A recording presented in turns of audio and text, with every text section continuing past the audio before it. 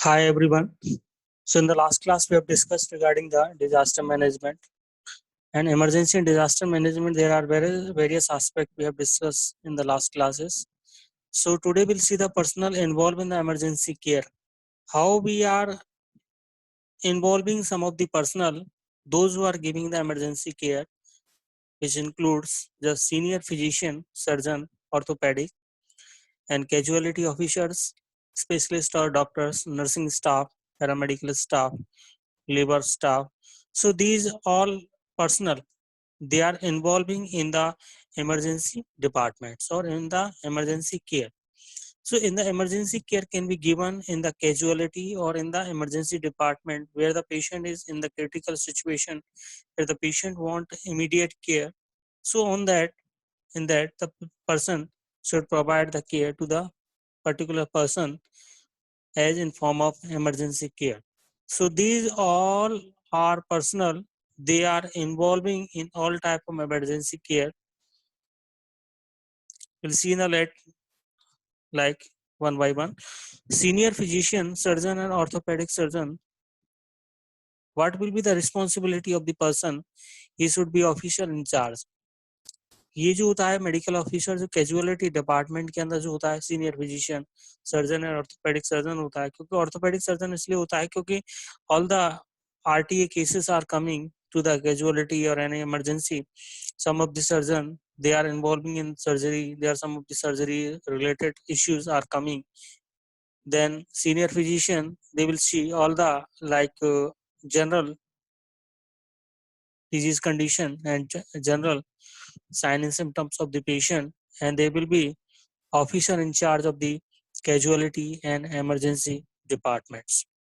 So next we'll move on the casualty officers. So casualty officers in medium size hospital, दो प्रकार के hospital होते हैं, एक तो मीडियम साइज हॉस्पिटल होता है और दूसरा होता है large size hospitals. Large size hospital above 300 bedded होते हैं. Then medium size hospital up to the 250 and 300 bedded hospital है. So in the medium size hospital and lower size के जो हॉस्पिटल होते हैं वो 100 बेड्स के 100 से कम वाले होते हैं, वो lower size lower size hospitals होते हैं. In the medium size hospital one casualty medical officer is required to work around the clock. So जो कैजुअलिटी मेडिकल ऑफिसर होता है वो पूरे round the clock like 24 hours he will provide the care and he will do the work according to the needs of the patient, according to the needs of the hospital institutional policy. In the medium size hospital, the one casualty medical officer is required to work around the clock. In large size hospital with a heavy workload, क्योंकि large size hospitals होते हैं इनमें बहुत ज्यादा workload ज्यादा होता है, जिसमें कि more than one officer may be posted in the casualty. Doctors posted in the casualty need to have the experience as a resident medical officer for at least 1 year. जो डॉक्टर इमरजेंसी के अंदर कार्य करते हैं उनको कम से कम resident medical officer का 1 साल का एक्सपीरियंस होता है इन द कैजुअलिटी वार्ड के अंदर.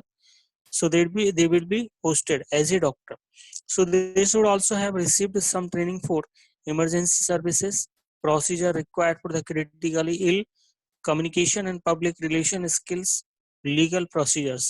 So these all they are getting the training and they are receiving the training for the following department, and they will be posted as doctor in the casualty.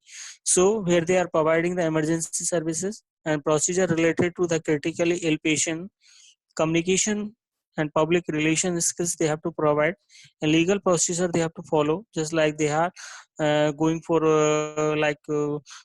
doing any like legal procedure, any murder or any cases are coming and any death related to the legally, so they will be responsible for the post-mortem. The other things they will be responsible for the legal procedure. They have to provide some of the consent and they have to take the consent from their relative and there's some attenders. So next we'll see move on the specialist doctor. Specialist doctors are called for the when necessary. जब कोई जरूरत होती है emergency care के अंदर या emergency department के अंदर कैजुअलिटी के अंदर, तब उनको वहां उनको ऑन कॉल पर बुलाया जाता है. Nursing staff Nursing staff, they include sister in charge who will be in charge of entire emergency care area. Nursing जो स्टाफ होता है, सिस्टर इंचार्ज होती है जो पूरे इमरजेंसी केयर एरिया की इंचार्ज होती है. और staff nurses, one staff nurse round the clock in the casualty examination room. जो एग्जामिनेशन रूम होता है कैजुअलिटी के अंदर, उसके अंदर राउंड द क्लॉक एक स्टाफ नर्स होती है. Depending on the number of beds in observation ward and turnover rate, one और two staff nurses around the clock. मतलब जो 24 आवर्स के अंदर एक या दो स्टाफ नर्सेस वहां पर बहुत होना जरूरी है, क्योंकि डिपेंड्स करता है कि कितने बेड्स हैं, नंबर ऑफ बेड्स पे डिपेंड करता है कि ऑब्जर्वेशन वार्ड के अंदर कितने बेड्स हैं, कितनी टर्नओवर और रेट है, it depends on. And they are posted one और two staff nurses around the clock. So one staff nurse around the clock in the operation theatre. Operation theatre के अंदर एक staff nurse around the clock होती है. So it is desirable to mobilize staff nurses from area having one more work. Is nurses should not be confined to geographical area. So it is desirable to mobilize staff nurses from area having a more work. जहाँ पर area, जिस area में workload ज्यादा होता है, उस area जो less working area से मोर वर्किंग एरिया में उसको मोबिलाइज कर दिया जाता है. A nurse should not be confined to geographical area. ऐसा नहीं है कि पर्टिकुलर एरिया में वो काम कर रही है तो वो वहीं पर रहेगी. ठीक है, उसको जहां भी काम की जरूरत पड़ेगी, वहां पर जहां पर वर्कलोड ज्यादा होगा, वहां पर she can be transfer to the and she can be mobilize to the other department also. This nursing staff is responsible as a sister in charge. Then labor staff. Labor staff के अंदर cleaning the place, shifting the patient to carry out messages and register, then carry pathology samples to bring pathology reports. So labor staff is responsible for the cleaning the place, shifting the patient from one department, one room to another room, or one ward to another ward, then to carry out the messages and register whatever message is related to the patient, whatever register is related to the admission and discharge, any type of like laboratory investigation reports and other type of necessary information they should have. So they have to get the register and they have to carry in the different wards to carry pathology samples and to bring pathology reports. So these all are the some of the staff or personnel they are involving in the emergency care. So next move on the problem faced in the emergency and casualty. कुछ जो problems होती हैं जो emergency and casualty के अंदर mainly face होती हैं, जैसे कि number one, poor upkeep of premises. So poor upkeep of premises means जिसके अंदर जहां पर केयर जो है बहुत कम फेस होती है, मतलब बहुत ज्यादा केयर, मतलब जहाँ पर अपकमिंग जैसे कि कुछ जो पॉलिसीज होती हैं या कुछ जो गोल्स होते हैं, ऑब्जेक्टिव होते हैं, उनके बिहाफ पर काम नहीं होता है.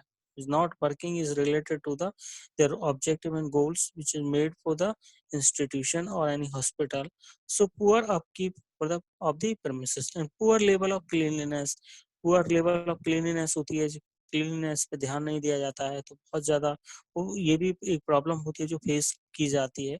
Shortage of the doctors on duty due to the rapid turnover. Rapid मतलब जल्दी ही जल्दी उनको टर्नओवर किया जाता है, उसके हिसाब से क्या होता है, डॉक्टरों की जो शॉर्टेज है बहुत ज्यादा है. डेली लॉन्ग वेटिंग आवर्स, मतलब डेली करना लॉन्ग वेटिंग आवर्स ज्यादा होता है. क्यों होता है लॉन्ग वेटिंग आवर्स? क्योंकि बहुत सारे पेशेंट होते हैं coming at the same time, many patients coming at the same time in the ward. Inadequate staff भी बहुत कम है. Waiting for investigation report, हम इन्वेस्टिगेशन रिपोर्ट को भेज देते हैं, उनके लिए वेट करना पड़ता है. वेटिंग फॉर स्पेशलिटी ओपिनियन, जो स्पेशलिटी ओपिनियन होता है उसके लिए भी इंतजार, क्योंकि जब तक रिपोर्ट नहीं आएगी तब तक स्पेशलिटी ओपिनियन आगे नहीं मूव होगा. Then casualty officer unable to decision, जो कैजुअलिटी ऑफिसर होता है वो अनेबल होता है डिसीजन लेने में. तो that these are the some of the problem जिनमें कि लॉन्ग वेटिंग आवर्स होता है और डिले होता है, ये कारण इनकी ये प्रॉब्लम है.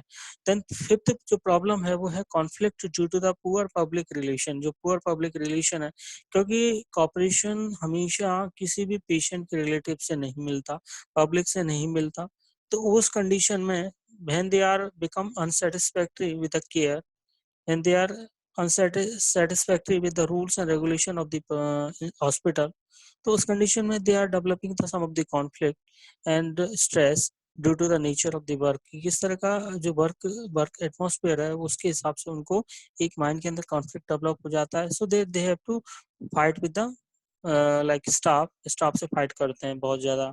आजकल आए दिन आप देख सकते हो कि डॉक्टर के साथ और नर्सेस के साथ बहुत ज्यादा मारा पीटी होती है। क्यों होती है कि बिकॉज ये हो जाता है, नेग्लिजेंसी हो जाती है कि केयर में नेग्लिजेंसी हो जाती है या सेटिस्फेक्शन नहीं मिल पाता पेशेंट को, पेशेंट के रिलेटिव्स को। So that in condition they will get the some of the conflict.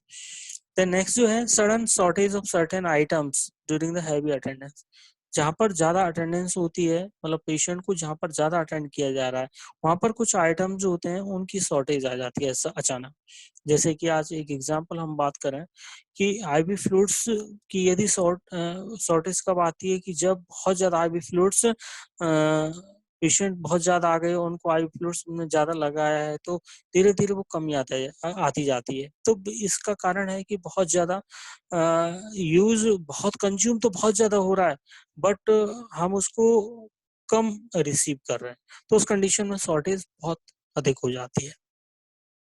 Pressure for hospitalization in public hospital for non medical reason. जो पब्लिक हॉस्पिटल्स होते हैं उनमें हॉस्पिटलाइजेशन के लिए प्रेशर होता है बहुत ज्यादा for the non medical reason. जहाँ नॉन मेडिकल रीजन होते हैं उनके लिए पब्लिक जो हॉस्पिटल्स होते हैं उनके अंदर हॉस्पिटलाइजेशन के लिए बहुत ज्यादा प्रेशर होता है। ये भी वन ऑफ द प्रॉब्लम होती है। इनकम्प्लीट पुअर डॉक्यूमेंटेशन इन मेडिको लीगल केसेस। जो मेडिको लीगल केसेस में जो क्या होता है कि इनकम्प्लीट और पुअर डॉक्यूमेंटेशन होता है, उस कंडीशन में बहुत ज्यादा हमें प्रॉब्लम फेस करनी पड़ती है।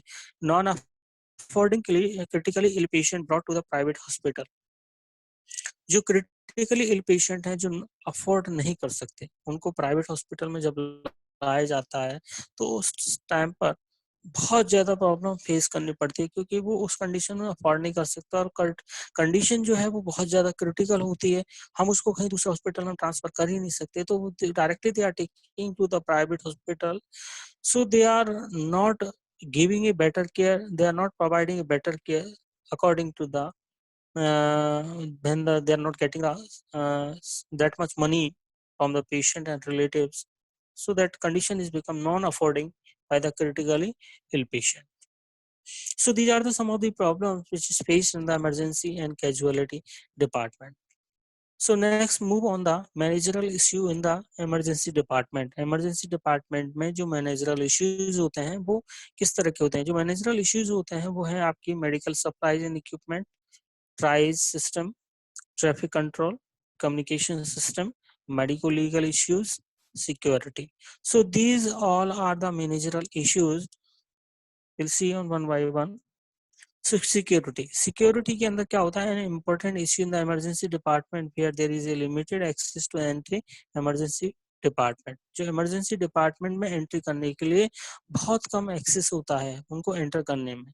सो एक सबसे बड़ा ये इम्पोर्टेंट सिक्योरिटी होती है कि जहाँ सिक्योरिटी बहुत वीक होती है, कम मैनेज कर पाती है, तो उस कंडीशन में उस जो एरिया है, जो इमरजेंसी का एरिया, उसमें ट्रैफिक बहुत ज्यादा बढ़ जाता है, जहाँ पर इमरजेंसी डिपार्टमेंट में निकलना या एंट्री करना बहुत डिफिकल्ट हो जाता है, लिमिटेड एक्सेस हमें प्राप्त होता है।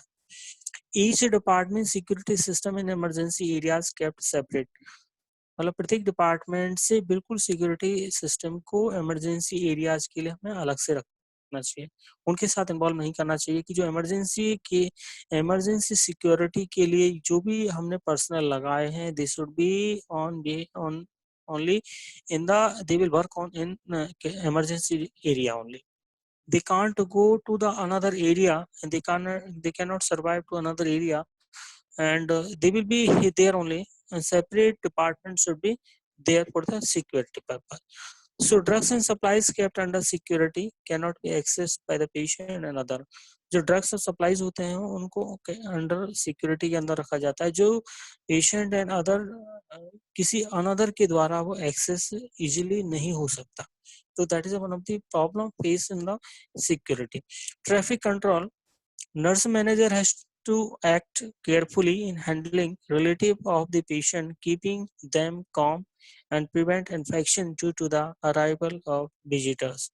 So nurse manager एक प्रकार से पेशेंट के रिलेटिव्स होते हैं उनको कंप्लीटली केयरफुली उसको एक्ट करता है। जो नर्स मैनेजर है उनको समझाता है उनके रिलेटिव्स को कि किसी भी कंडीशन के अंदर वो चुपचाप रहें, शांत रहें बिल्कुल, और इन्फेक्शन को रोकने में हमारी मदद करें। जो भी विजिटर्स आ रहे हैं, जैसे पेशेंट को बार बार देखने के लिए विजिटर्स आते हैं, उससे क्या होता है कि इन्फेक्शन स्प्रेड ज्यादा होता है।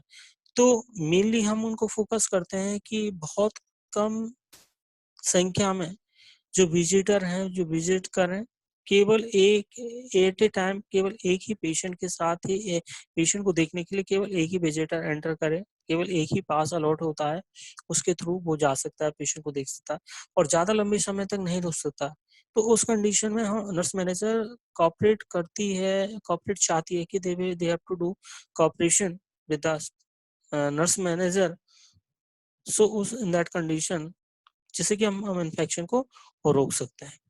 Tries triage this is the area where emergency diseases are sorted out and causes of emergency problem.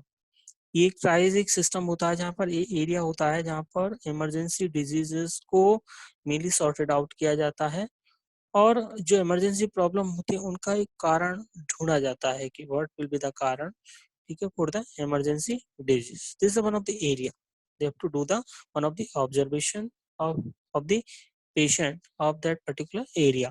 So basic requirements such as emergency drugs, supplies and equipments, basic requirement जैसे कि आपकी emergency drugs, supplies and equipments, adequately manpower kept available by head in charge। जो head in charge होती है उसके under में सारी चीजें होती हैं, जैसे emergency drugs होती हैं, supplies है, equipments है, adequate manpower है, जो हमेशा अवेलेबल होती है। हेड इन चार्ज होती है वो पूरा जो इमरजेंसी सिचुएशन होती है उसको हैंडल स्मूथली हैंडल करती है और एंटायर सिनेरियो को चेक्स करती है कि उसके अंदर कुछ प्रॉब्लम तो नहीं है। This is a triage system. So next is the communication. Communication is a channel of communication is very important in the emergency department। मतलब चैनल ऑफ कम्युनिकेशन, यदि किसी भी चैनल ऑफ कम्युनिकेशन के अंदर बैरियर आ जाता है तो अनसेटिस्फैक्ट्री एक कंपोनेंट डेवलप होता है। In that condition A channel of communication is be better होना चाहिए। Nurse patient therapeutic nurse patient relationship and therapeutic patient communication होना चाहिए। Channel of communication is very important in the emergency department where we can get the satisfactory information from the patient and relatives। Around the clock communication facilities should be available in the emergency department। emergency department के अंदर completely round the clock information communication facility होनी चाहिए, available होनी चाहिए। Then doctor should be available on call through the telephones, intercoms and display of the contact number। जो भी doctors हैं उनको जो इमरजेंसी में बुलाना है, स्पेशलिटी वाइज जो डॉक्टर्स होते हैं उनको बुलाना है तो उनको ऑन कॉल पर हम बुलाते हैं, टेलीफोन के द्वारा बुलाते हैं जब इमरजेंसी रिक्वायरमेंट होती है, इमरजेंसी प्रॉब्लम डेवलप होती है, उस कंडीशन में they have to provide these all things. So next is the availability of the all medical supply. जो मेडिकल सप्लाईज होते हैं उनकी अवेलेबिलिटी होनी बहुत जरूरी है। Regular indenting of the needed equipments, supplies, drugs, dressing materials is important for checking the adequacy. सो हम मटेरियल मैनेजमेंट करते हैं हॉस्पिटल के अंदर। मटेरियल मैनेजमेंट के अंदर सबसे पहले हम क्या करते हैं कि इन्वेंट्री कंट्रोल करते हैं। इन्वेंट्री कंट्रोल के अंदर जो भी रेगुलर मेडिसिन जो यूज हो रही है, रेगुलर सप्लाई जो यूज हो रही है, उसके लिए हम रेगुलर इंडेंटिंग करते हैं, ठीक है। जहां पर बहुत ज्यादा एडिक्वेसी की जरूरत पड़ती है उसको चेक करते हैं कि दिस एडिक्वेसी इज फुलफिलिंग और not. So therefore in times of crisis no problem are faced in the handling the patient. Concurrent assessment of the material is done to fill stock in emergency department। concurrent assessment होता है किसी भी material का जो हमारे emergency department के अंदर stock को फिल अप करता है।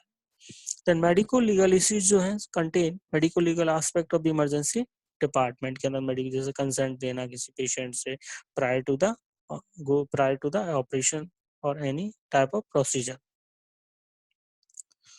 सो these all are on the managerial issues in the emergency department. And next जो है हम नेक्स्ट क्लास में डिस्कस करेंगे। So I think everyone is understand about this. Thank you everyone.